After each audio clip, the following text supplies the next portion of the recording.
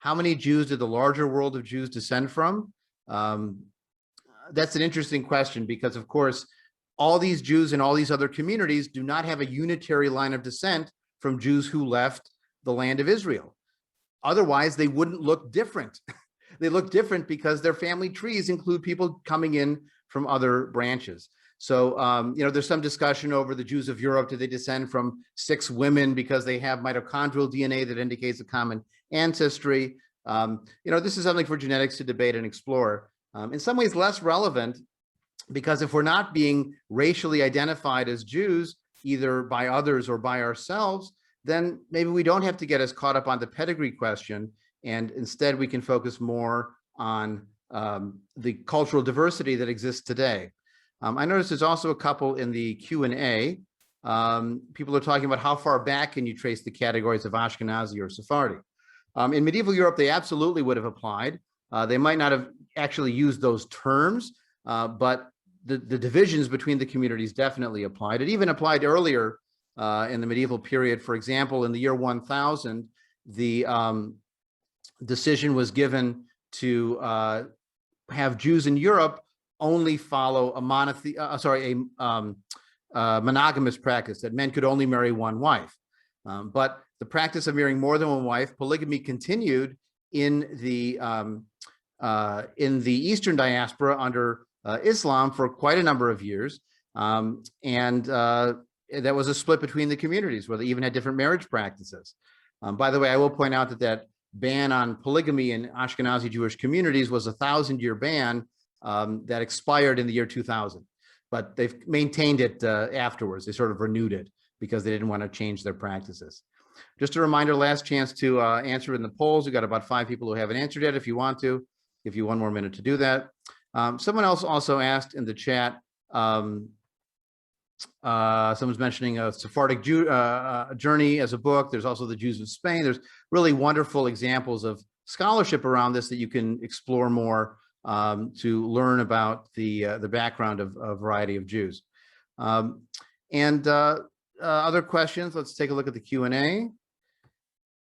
Someone's asking about the idea of Uganda or British East Africa as a possible homeland for Jews in modern times. Ethiopia was never under the control of the British, so it wasn't the British's opportunity to offer it as an alternative to Palestine. And again, the goal was to have a refuge for the Jews that a great European power could offer them. And if Ethiopia was independent, then it wasn't available to be offered. And actually, the British offer of East Africa was summarily rejected by the Zionist organization anyways, because it's called the Zionist organization, looking back to Zion, that mountain in Jerusalem.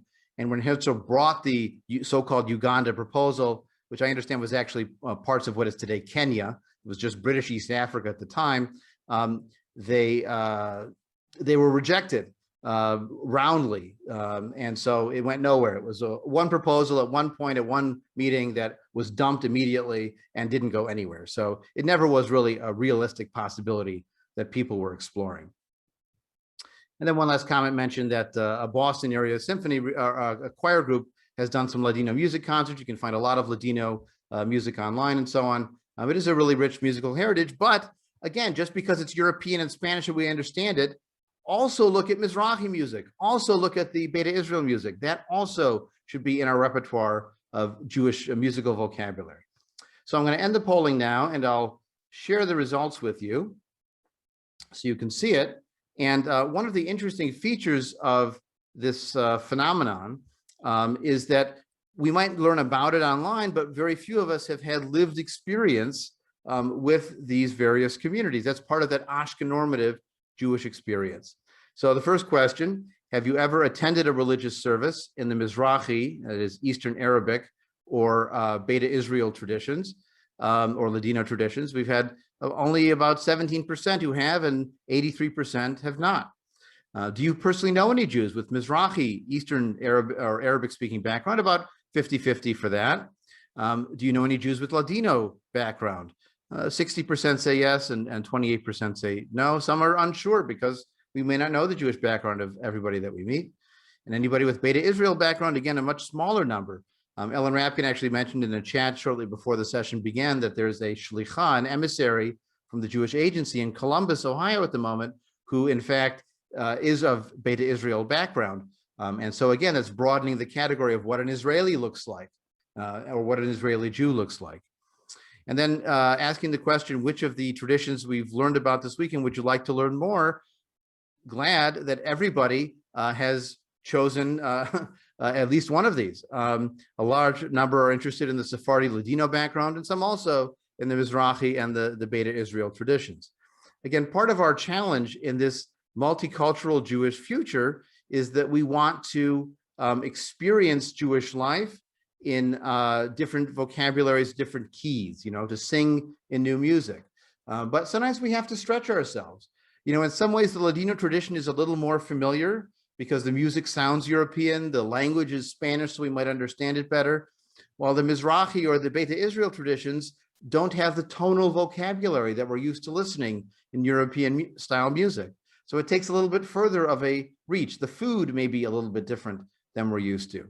But if we want to be true multiculturalists, whether it's in the broader society or specifically in the Jewish world, we do have to push ourselves to go just a little bit further.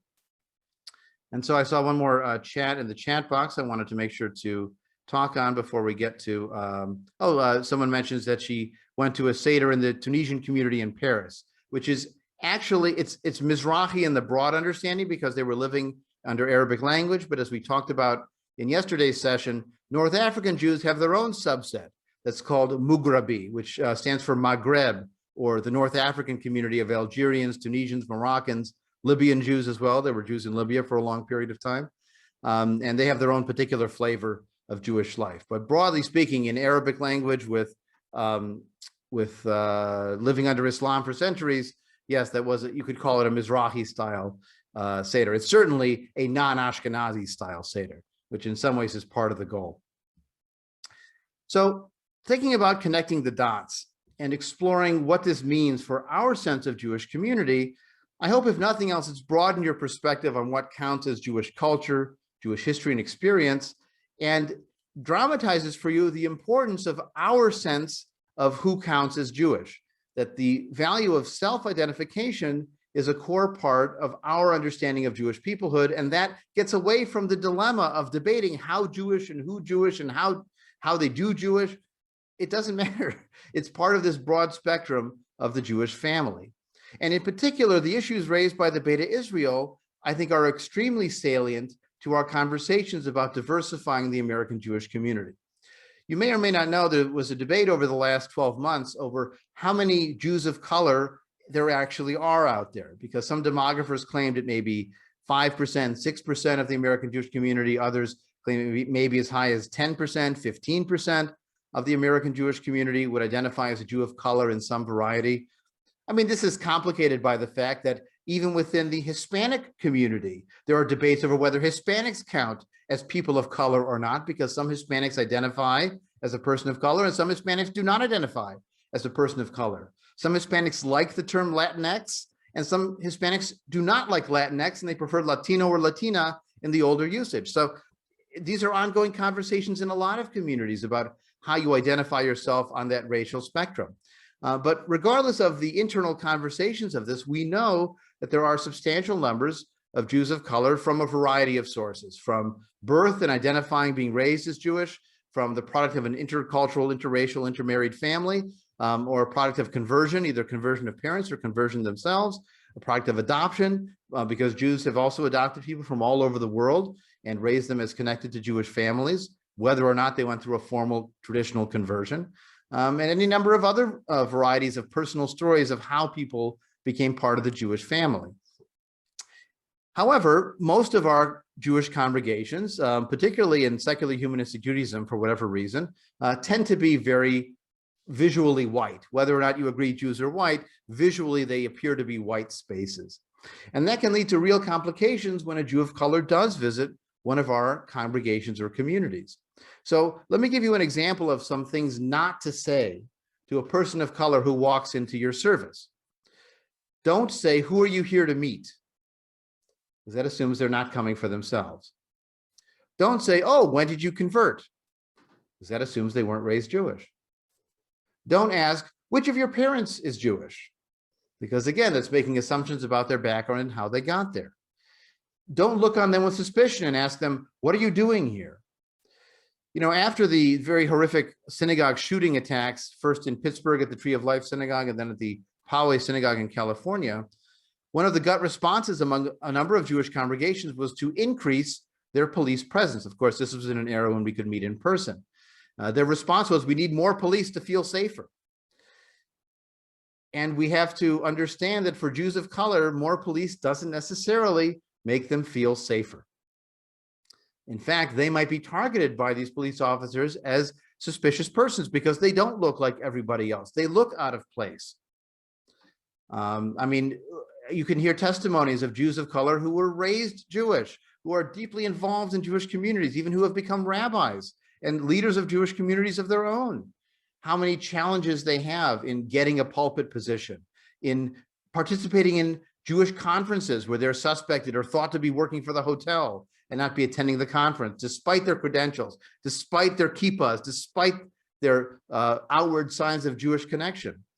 And I heard from a friend of mine who runs an organization called the Jews in All Hues, which is devoted to expanding the Jewish mindset and welcoming in Jews of color, about the terrible hassles he's had trying to go to Israel, where they just doubt his credentials. They doubt that he's really Jewish again and again and again.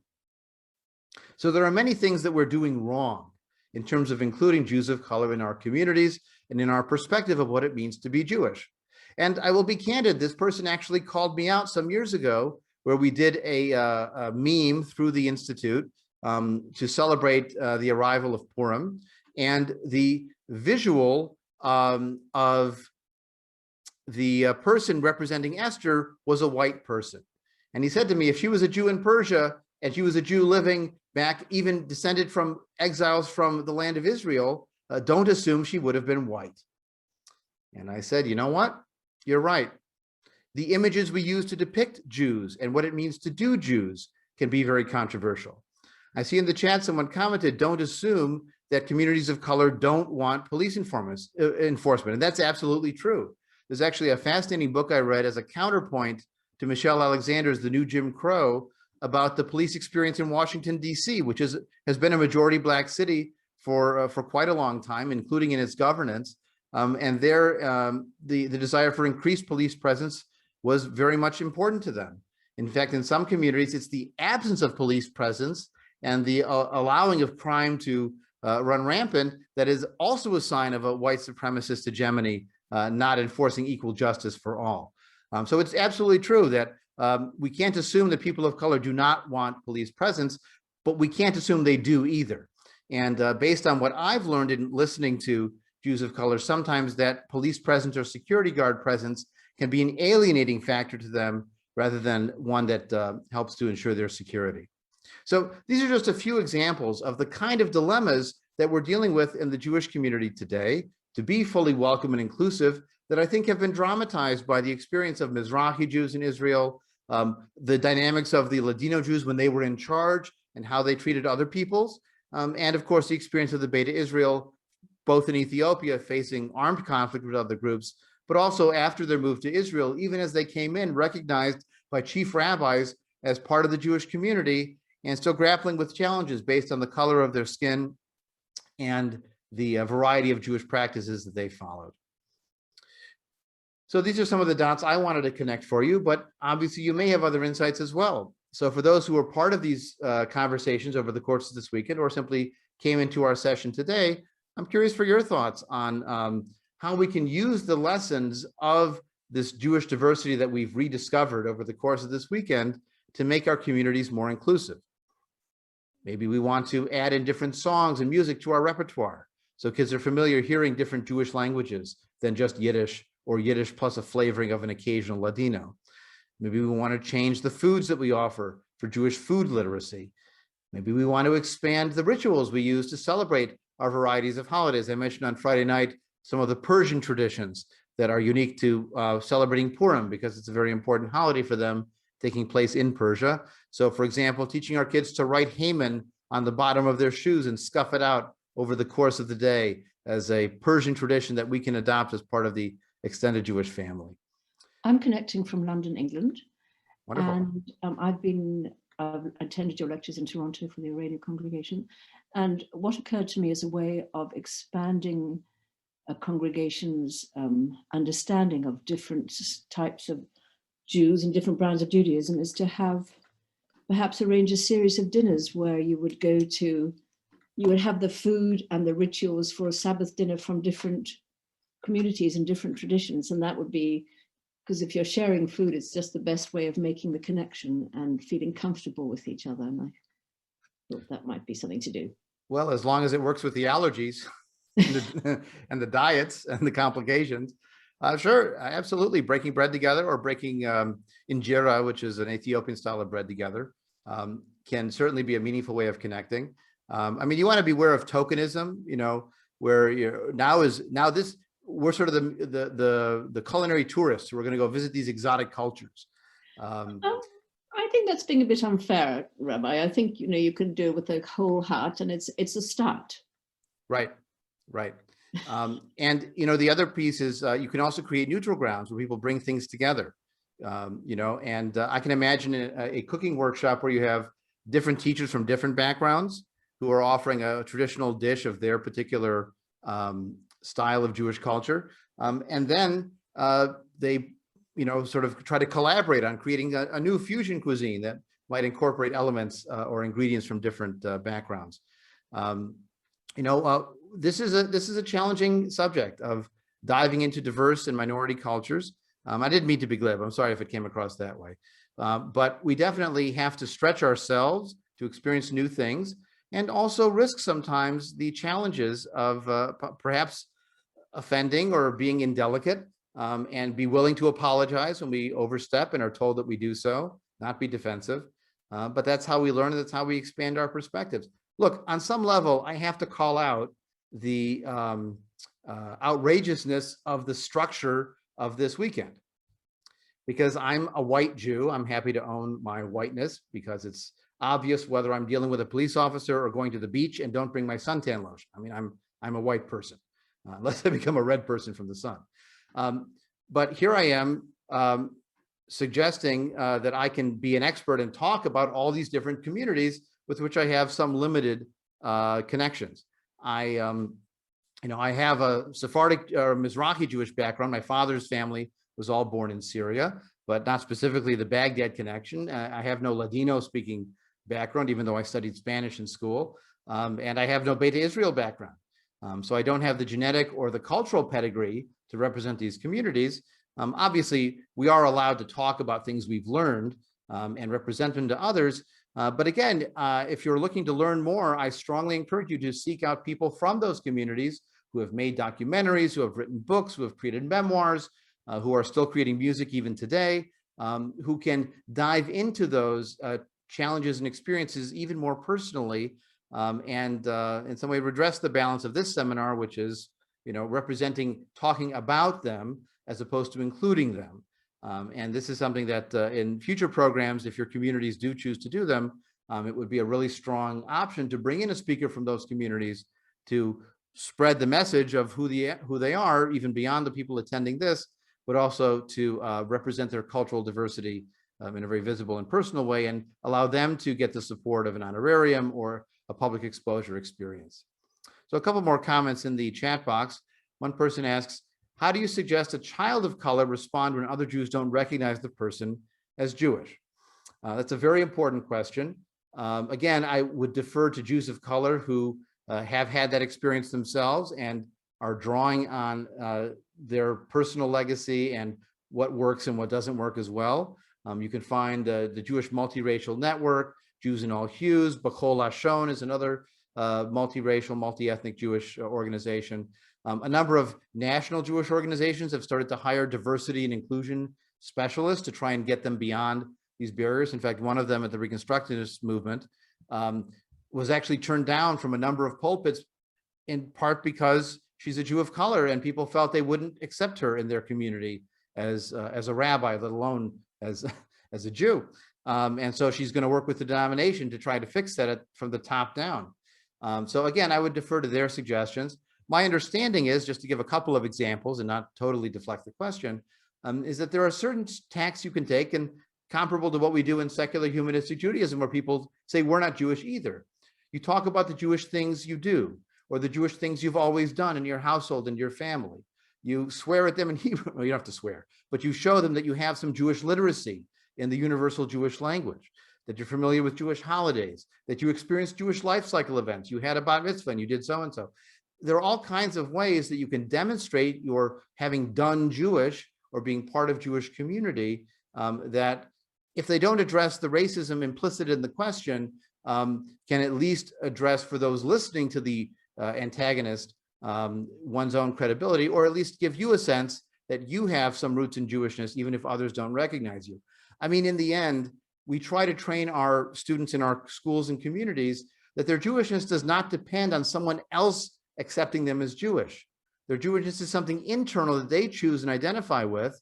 And if it's good enough for someone else, okay. If it's not good enough for someone else, that's their problem, not your problem. Because if you live your life by their Jewish standards, then it's not your life. If it's going to be your life, you have to have a sense of self that can transcend the rejection of some people. We also have a comment that mentions a rabbi who focuses on the meaning of food in Judaism, allows you to create a variety of different charoset, or charosis if you want the Yiddish pronunciation, from different traditions. Many Sephardic Jews or Mizrahi Jews use dates as the basis of their charoset, not apples.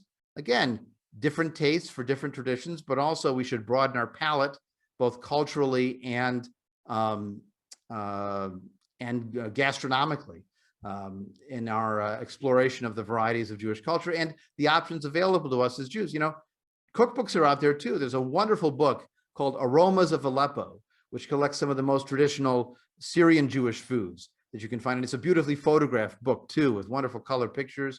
And there are many books of the Ladino cuisine and Mughrabi, North African Jewish cuisine that you can find and explore and experiment with.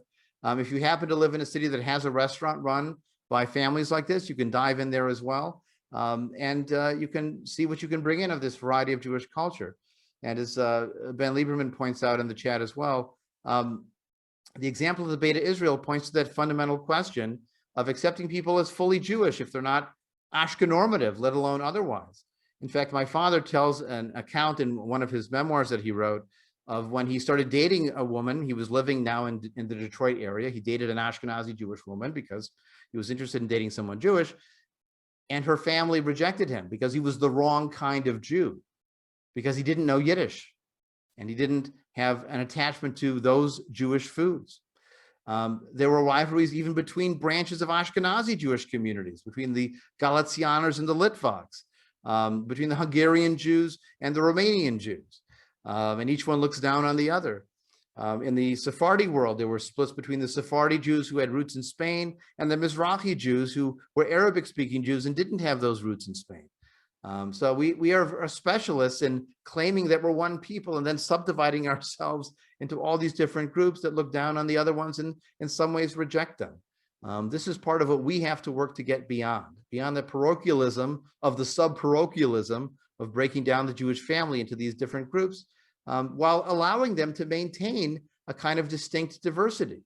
You know, this is the dilemma of multiculturalism. You want a common ground for conversation, but you don't want to wipe out the diversity of difference that makes food wonderful. You know, I don't want everything to be Applebee's, where it's some vague reflection of what used to be ethnic. I want fusion cuisine. I want distinct Vietnamese cuisine and Mexican cuisine and Vietnamese Mexican fusion cuisine. I want Sephardi culture and Mizrahi culture and Mughrabi culture and Beta Israel culture. But I also want the creativity of bringing those together in new formulae that are only enriched by the diversity of the participants. And I want a ground of common vocabulary that we can share as a community coming from different backgrounds. So maybe, ironically, part of the mission of a community that's welcoming diversity is to make people uncomfortable once in a while. Make them listen to that Arabic-inflected Mizrahi-style nusach or chant rhythm. And if it doesn't sound like what their Bubby or their Zaidi would have said, good, because it will make the other people feel welcome and it will stretch you in your Jewishness. In my congregation, when we do the 4 questions, We do it both in the sort of Ashkenazi familiar melody, Ma nishtana halayla hazeh mikol halelot. But I also use my father's version that he learned growing up in an Arabic inflected style that sounds very different. And so since we're in our closing stretch, I'll close with this Arabic version of the Ma nishtana, the 4 questions. It's in Hebrew, of course, but you'll hear it sounds very different from a version that you might have heard before. Ma nishtana halayla hazeh mikol halelot shebechol halelot anu ochlim hametz umatzah halayla hazeh kulo matzah shebechol halelot anu ochlin she'ar yirakot halayla hazeh maror shebechol halelot anu ochlin ben yoshvin uvein mesubin halayla hazeh kulanu misubin. I skipped number 3 and jumped to 4 to wrap up. But you get the flavor of that Arabic inflected style, the different pronunciation of certain letters. In fact, when you say in the one I skipped, shtei fe'amim, 2 times, you actually have the guttural ah. So you say shtei fe'amim. You kind of swallow that ayin. That's the way to pronounce it in the Mizrahi style Hebrew. So hopefully you've expanded your horizons a bit over this weekend program. I want to offer my thanks again to Kahal Braira for their programming option to include this and for working with me on creating the schedule for this seminar. People also point out Israeli dance is inflected with Yemeni and other kinds of structures. Israeli music is really a fusion music of a variety of different musical inheritances. There's so much more to explore. I hope you follow the admonition of Rabbi Hillel to go from this and go learn even more. If this is the entree, if this is the appetizer, go find the entree.